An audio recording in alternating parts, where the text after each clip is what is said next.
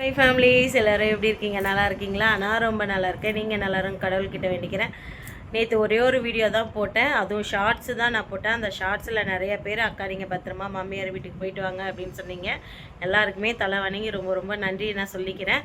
ரொம்ப ரொம்ப சந்தோஷமான விஷயம், நம்ம 8000 பேர் எடுத்துட்டோம். 8150 என்னவோ இப்போதைக்கு இருக்குது. அந்த சந்தோஷமான விஷயத்தை உங்ககிட்ட ஷேர் பண்ணிக்கணும்னு நினச்சி ஷேர் பண்ணிவிட்டேன். இப்போது உங்களுக்கு பார்த்தீங்கனாலுமே தெரியும், நீங்கள் ஆல்ரெடி வந்து தம்ப்லைன்லேயும் பார்த்துருப்பீங்க, இப்போ இன்ட்ரோலையும் பார்த்துருப்பீங்க. டிஃப்ரெண்ட்டாக இருக்குதே, அக்கா வந்து எங்கே இருக்கிறாங்க அப்படின்னு தெரியலையே அப்படின்னு நினைப்பீங்க நீங்கள். எங்கேயுமே இல்லைங்க, நான் தமிழ்நாட்டுக்கு வந்துட்டேன், நான் சென்னைக்கு வந்துட்டேன், நான் அம்மா வீட்டில் தான் இருக்கேன். ஏன் நான் அம்மா வீட்டுக்கு வந்தேன், எதுக்கு? மாமியார் வீட்டுக்கு தானே அக்கா போகிறேன்னு சொன்னாங்க ராதா வீட்டில் இருந்து. இப்போ திடீர்னு எப்படி சென்னைக்கு வந்தாங்க அப்படின்ற கொஸ்டின்லாம் உங்களுக்குள்ளே நிறையா இருக்கும். அதுக்கான விளக்கத்தை எல்லாமே நான் நாளைக்கு உங்களுக்கு கொடுக்குறேன். இன்றைக்கி வந்து நம்ம என்ன வீடியோ பார்க்க போகிறோம், நான் கட்டக்கில் இருந்து என்னை ராதா விட்டதுக்கப்புறம் நான் எங்கே போனேன், எனக்கு என்ன ஆச்சு, அதுக்கப்புறம் வந்து நான் எப்படி வந்து நான் தமிழ்நாட்டுக்கு வந்தேன், நான் எதனால் தமிழ்நாட்டுக்கு வந்தேன், மாமியார் வீட்டுக்கு போனேன்னா போகலையா அப்படின்றத நாளைக்கு வீடியோவில் பார்த்துக்கலாம். இன்றைக்கி வீடியோவில் முழுக்க முழுக்க நான் எப்படியெல்லாம் கஷ்டப்பட்டு தனியாக அரியை கூப்பிட்டுட்டு ட்ராவல் பண்ணி வந்தேன் அப்படின்றத தான் பார்க்க போகிறோம். நாளைக்கான வீடியோவில் கண்டிப்பாக உட்காந்து நானும் மாமாவுமே என்ன ஆச்சு, எதனால் நான் மட்டும் வந்தேன் அப்படின்றத கண்டிப்பாக சொல்லுவோம். உங்களுடைய சப்போர்ட்டை எனக்கு மேலும் மேலும் கொடுங்க. நான் தமிழ்நாட்டுக்கு வந்துட்டேன் அப்படின்னு சொல்லிட்டு யாரும் எனக்கு சப்போர்ட் பண்ணாமல் இருக்காதீங்க. உங்களுடைய சப்போர்ட்டை மேலும் மேலும் எனக்கு கொடுங்க. வாங்க வீடியோக்குள்ளே போகலாம். என் வீடியோ இதான் ஃபஸ்ட் டைம் பார்க்குறீங்கன்னா please like and subscribe, share பண்ணுங்கள், மறக்காமல் பெல் பட்டன் கிளிக் பண்ணுங்கள். இன்றைக்கி வாய் என்னன்னு தெரியல, ரொம்ப லலன்னு உளருது எனக்கு. ஒரு பக்கம் சந்தோஷமாகவும், இப்போது நீங்கள் இந்த தம்ப்லைனை பார்த்தோன்னே ஒரு பக்கம் உங்களுக்கு எல்லாருக்கும் சந்தோஷமாகவும் இருக்கும், ஒரு பக்கம் கன்ஃபியூஷனாகவும் இருக்கும். ஒரு சில பேர், ஒரு சில உறவுகள் எனக்கு கமெண்ட்லேயே ஆகட்டும், என்னுடைய நம்பருக்காகட்டும் கால் பண்ணி என்னை நலம் விசாரித்த அத்தனை பேருக்குமே நான் ரொம்ப ரொம்ப நன்றி சொல்லிக்கிறேன். அக்கா நீங்கள் உங்கள் மாமியார் வீட்டுக்கு போயிட்டீங்களா? எனக்கு நைட்டு 10:30 மணிக்கு கூட ஒரு சிஸ்டர் வந்து இன்ஸ்டாகிராம்லேயும் எனக்கு கால் பண்ணியும் கேட்டாங்க. அந்த சிஸ்டருக்கு நான் ரொம்ப ரொம்ப நன்றி சொல்லிக்கிறேன். அக்கா நீங்கள் போயிட்டீங்களா, மாமியார் வீட்டில் உங்களுக்கு ஏதாவது பிரச்சனை வந்ததா? இன்னும் ஒரு சில பேர்லாம் அக்கா நீங்கள் ஆட்டோ விட்டு இறங்கி போகும்போதே வந்து லைவ் போடுங்கக்கா, நாங்கள் பார்த்துக்குறோம், உங்களுக்கு அங்கே என்னாச்சு ஏதாச்சுன்றதை வந்து நாங்கள் தெரிஞ்சுக்கிறோங்க்கா, நீங்கள் பார்த்து பத்திரமா போங்க, எதுவும் அவங்கக்கிட்ட போய் பேசாதீங்க அப்படின்னு சொன்னீங்க. அங்கே என்ன நடந்தது அப்படின்றது எல்லாமே வந்து நாளைக்கு வீடியோவில் நான் உங்களுக்கு எல்லாமே டீட்டெயிலாக சொல்லிடுறேன். இன்றைக்கி நாங்கள் இருந்து எப்படி ட்ராவல் பண்ணி சென்னைக்கு வந்தேன் அப்படின்றத தான் பார்க்க போகிறோம். போகலாம் வாங்க வீடியோக்குள்ளே. தூக்கிட்டே போக முடியல. மேடம் பார்த்தீங்களா, முக்காடு போட்டு வராங்க. நானும் அம்மாவும் பேக தூக்கிட்டு போகிறோம். காலையிலே கிளம்பியாச்சு ஃப்ரெண்ட்ஸ், வீட்டுக்கு போகிறதுக்கு. போயிட்டு பார்க்கலாம். இங்கே வருங்க, மேடம் வந்து அந்த கடைக்கு போகிறாங்க, எதிர்க்க இருக்குல்ல அங்கே போகிறாங்க.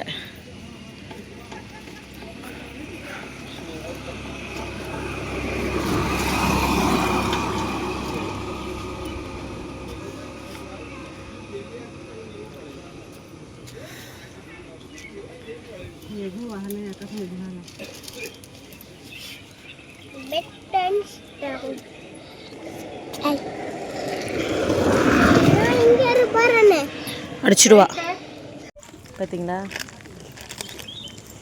குழந்தை சிப்ஸ் வாங்கி கொடுத்துருக்குது. பஸ்ஸா நாகபுரில்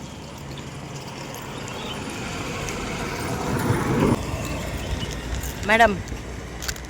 ஓ மேடம், ஹாப்பியா?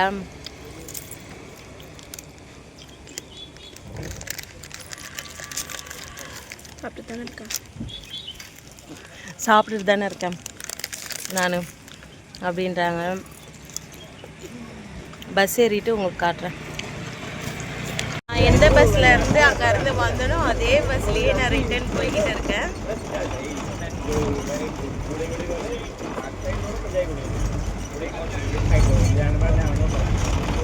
போயிட்டு ட்ரெயின் எல்லாம் ஏறிட்டு உங்களுக்கு காமிக்கிறேன்.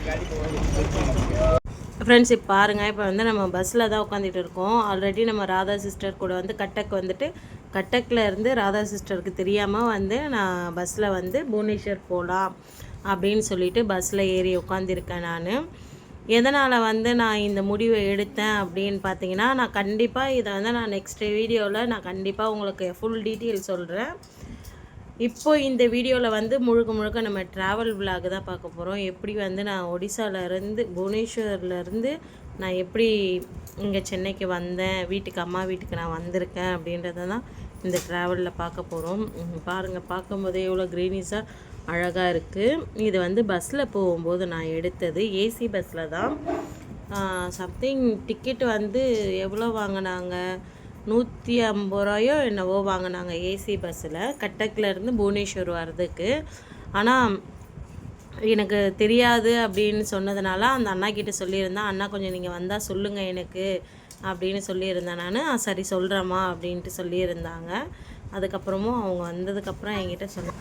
எப்போவுமே இதை வந்து நம்ம ட்ரெயினில் போகிறப்போ தான் நான் வந்து இதை பார்த்துருக்கேன். ஆனால் இந்த வாட்டி தான் வந்து நான் பஸ்ஸில் போகிறப்போ வந்து இந்த பிரிட்ஜை நான் பார்த்தேன். ரொம்பவே நல்லா இருந்தது எனக்கு பார்க்குறதுக்கு. இந்த முழுக்க இந்த வீடியோவில் வந்து நான் என்னுடைய கஷ்டத்தை, அங்கே என்ன நடந்தது அப்படின்றத நான் சொல்லவே போகிறதில்ல. அங்கே புவனேஸ்வர் வந்ததுக்கப்புறம் ரயில்வே ஸ்டேஷன் போனோம் அப்படின்னு சொல்லிட்டு புவனேஸ்வர்லேருந்து ஆட்டோ பிடிச்சி ரயில்வே ஸ்டேஷனாண்ட போகிறதுக்கு போனேன். ஆட்டோக்கார அண்ணாக்கிட்டே சொன்னேன், அண்ணா எனக்கு தெரியாதுண்ணா, நீங்கள் கொஞ்சம் எனக்கு சொல்லுங்கண்ணா. அப்போ ஆட்டோக்கார அண்ணா சரிம்மா நான் சொல்கிறேன் அப்படின்னு சொன்னாங்க. அதுக்கப்புறம் கிட்ட வந்ததுக்கப்புறம் இங்கே பாருங்கள், சேவுத்தலை எவ்வளோ அழகாக வரைஞ்சி வச்சுருக்காங்க அப்படின்னு. பைத்தியமாட்டம் ஏதோ பண்ணிக்கிட்டு வந்தேன் நான் வர வழியெல்லாம். அதெல்லாம் கொஞ்சம் கண்டுக்காதீங்க. என் மனநிலைமை எப்படி இருந்ததுன்னு எனக்கு சொல்லவே தெரியவே இல்லை நான் வரும்போது. அதுக்கப்புறம் ஆட்டோக்கார அண்ணா, உங்களுக்கு தமிழ் தெரியாதாம்மா அப்படின்னு சொல்லிட்டு என்கிட்ட கேட்டுட்டு இருந்தாங்க. நான் சொன்னேன், இல்லைண்ணா எனக்கு தமிழ் ஒடியா தெரியாதாம்மான்னு கேட்டுட்டு இருந்தாங்க. சாரிங்க ஃப்ரெண்ட்ஸ், உளர்றேன். இல்லைண்ணா எனக்கு வந்து ஒடியா அந்த அளவுக்கு தெரியாது அப்படின்னு சொன்னேன். சரிம்மா பார்த்து பத்திரமா போ அப்படின்ட்டு என்கிட்ட சொல்லிவிட்டு அதுக்கப்புறம் அந்த அண்ணா வந்து இறக்கி விட்டாங்க. ஆனால் என்ன ஒன்று 200 வாங்கிட்டாங்க ஃப்ரெண்ட்ஸ் அந்த அண்ணா.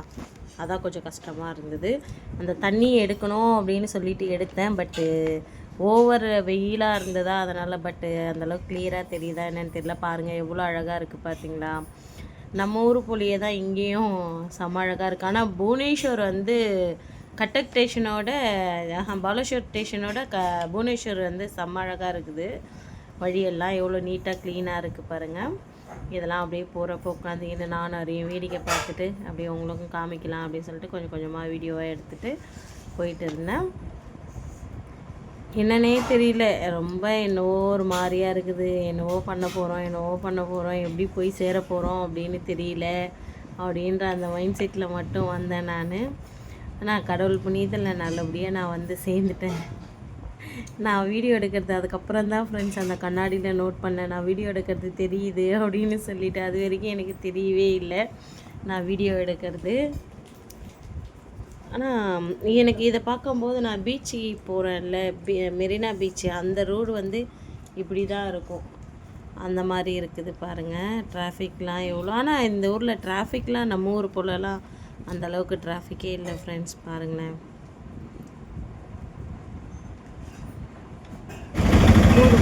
வாய்ஸ் ஓவர் இல்லாமல் பார்க்குறீங்களா.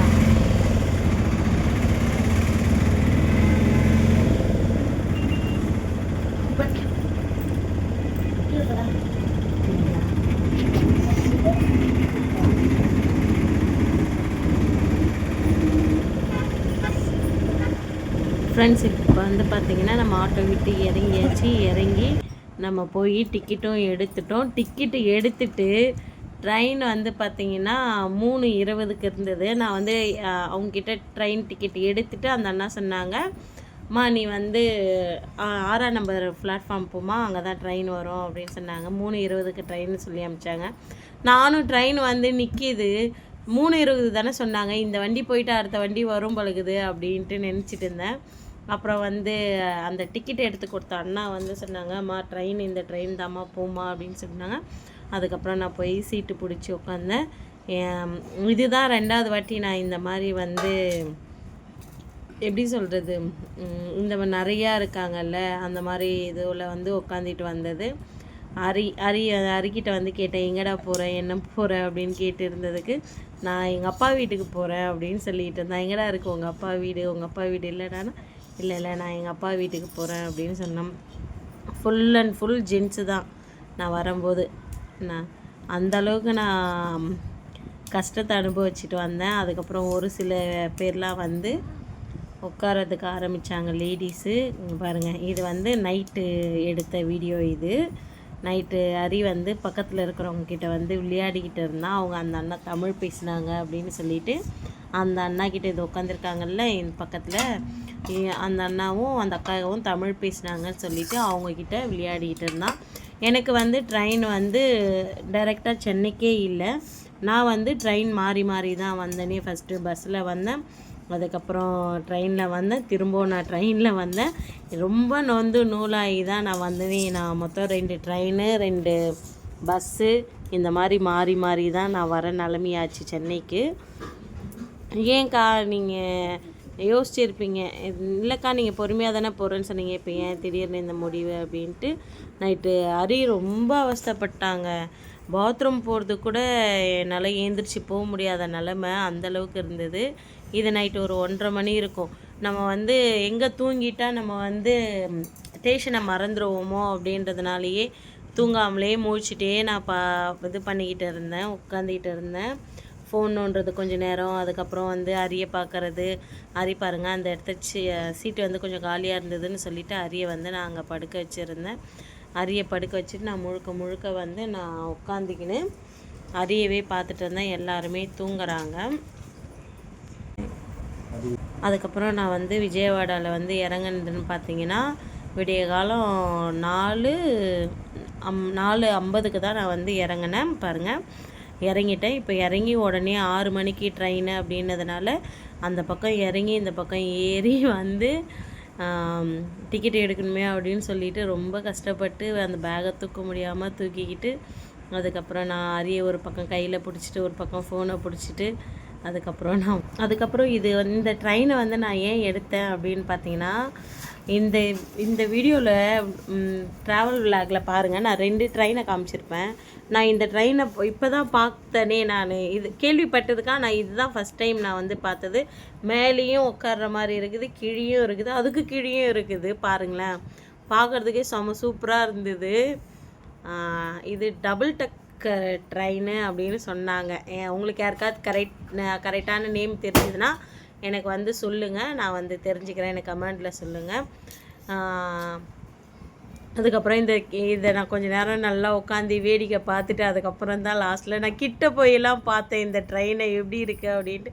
ஆனால் ரொம்ப நேரம் நின்றுட்டு இருந்தது. பட் இந்த ட்ரெயினுக்குள்ளே ஏறி பார்க்கலாமா, அதுக்குள்ளே வந்து ட்ரெயின் ஏற்றிட்டாங்கன்னா என்ன பண்ணுறது அப்படின்ற பயத்தினால வெளியே நின்னே பார்த்தேன். நான் கண்டிப்பாக என்றைக்காவது ஒரு நாளைக்கு இந்த மாதிரி ட்ரெயின்லேயும் போகணும் அப்படின்னு ஆசை.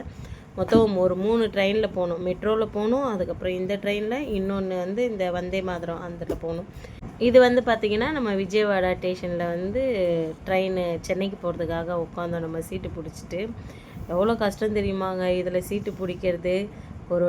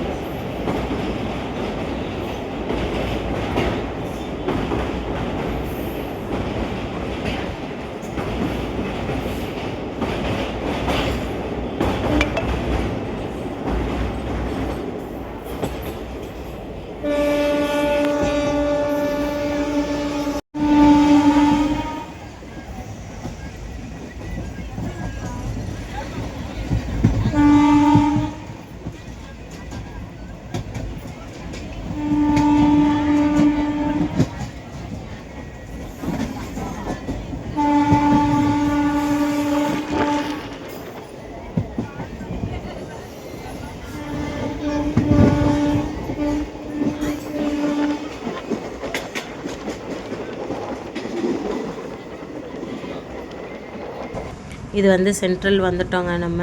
இங்கே பாருங்கள், இங்கே ஒரு ட்ரெயினை காமிக்கிறேன் பாருங்கள். இதுதான் வந்து அந்த வந்தே மாதர ட்ரெயின். இதுலேயும் தான் போகணும் அப்படின்னு ஆசை.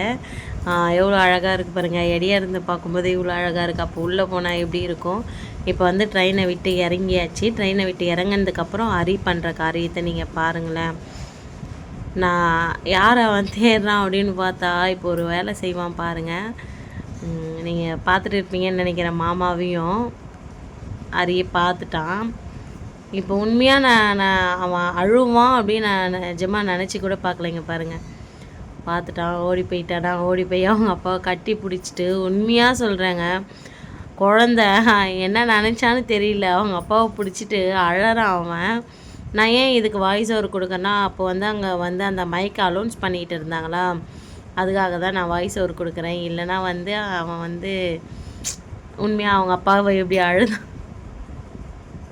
அப்படின்றத காமிச்சிடும். என்னால் நம்பவே முடியல, அவன் ஏன் அழுதான், எதுக்கு அழுதான் அப்படின்றது எனக்கு தெரியவே இல்லை.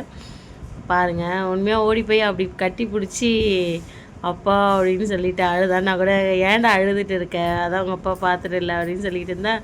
ஆனால் கொஞ்ச நேரம் வரைக்கும் அவன் அழவே இல்லை, அவங்க அப்பா விட்டு கீழே இறங்கவும் இல்லை. ரொம்ப ஒரு மாதிரி மனசுக்கு ரொம்ப கஷ்டமாகவும் இருந்தது, ஆனால் சந்தோஷமாகவும் இருந்தது. அவன் அவங்க அப்பாவை எவ்வளோ மிஸ் பண்ணியிருக்கான் அப்படின்றத இதிலேருந்து நான் புரிஞ்சுக்கிட்டேன். அரியோடைய பாசம் யாருக்கெல்லாம் பிடிச்சிருக்கு அப்படின்றத மறக்காமல் எனக்கு கமெண்ட்டில் சொல்லுங்கள் நீங்கள். இப்போ வந்து கண்டிப்பாக நம்ம வந்து அம்மா வீட்டுக்கு தான் போக போகிறோம். வேறு எங்கேயும் போக முடியாது நமக்கு சூழ்நிலை. இப்போ வந்து அம்மா வீட்டுக்கு போகிறதுக்கு வந்து கிளம்ப வேண்டியதுதான். மாமா வந்து என்ன வாங்கிட்டு வந்திருக்காங்க பாருங்கள். எனக்கு பிடிச்ச மல்லிகைப்பூ வாங்கிட்டு வந்திருக்காங்க பாருங்கள். வாங்க இப்போ நம்ம வந்து அம்மா வீட்டுக்கு ஆட்டோ பிடிக்கிறதுக்காக போகலாம். எனக்கு ஒரே சிரிப்பு மாமாவை பார்த்த உடனே. நீ வந்து இருந்தனா நான் ஏன்டா இங்கே வந்திருக்கிற மாதிரி மைண்டில் ஒரு யோசனை யோசிச்சுக்கினேன். வா போகலாம் அப்படின்னு சொல்லிட்டு கிளம்பியாச்சு அம்மா வீட்டுக்கு. வெளியே வந்து ஃபஸ்ட்டு மாமா சென்னைக்கு இங்கே வரும்போது, இப்போது என்ன அங்கே விட்டுட்டு வரும்போது பார்த்திங்கன்னா ஆட்டோக்கு வந்து 250 ரூபா கொடுத்து வந்தாங்க எங்கள் அம்மா வீட்டுக்கு. நான் அம்மா ஆல்ரெடி என்கிட்ட ஃபோனில் சொல்லிட்டாங்க 40 ரூபா தாம்மா 30 ரூபா தாம்மா அப்படின்னு சொல்லிட்டு. ஆட்டோக்காரருக்கு அண்ணா வந்து 40 ரூபா கேட்டாங்க. இல்லை எங்கள் அம்மா 30 ரூபா தான் சொன்னாங்க, நான் 30 ரூபா தான் கொடுப்பேன் அப்படின்னு சொல்லிட்டு அப்புறம் நான் மாமா அரி 3 பேரும் ஆட்டோவில் கிளம்பியாச்சு அம்மா வீட்டுக்கு. இவ்வளோ தான் இந்த வீடியோ. அம்மா வீட்டாண்ட போனதெல்லாம் எடுக்க முடியல என்னால். ஏன்னா நான் உச்சி வெயிலாக இருந்ததா முடியல என்னால். அம்மா வீட்டுக்கு வந்தேன், சாப்பிட்டேன், குளித்தேன், சாப்பிட்டேன்.